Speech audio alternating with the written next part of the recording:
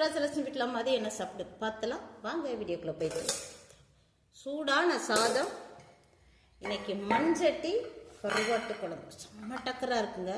மண்சட்டி கருவாட்டு குழம்பு செம்மையாக இருக்கும். கூட அவிச்ச முட்டையும் சேர்த்துருக்கேன்.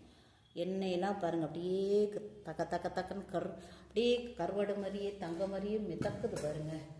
சாப்பிடலாமா வாங்க வீடியோக்குள்ளே போட்டுக்கலாம். சுட சுட சாதம், முட்டை அவியல் அப்படியே போட்டுக்கிறோம்.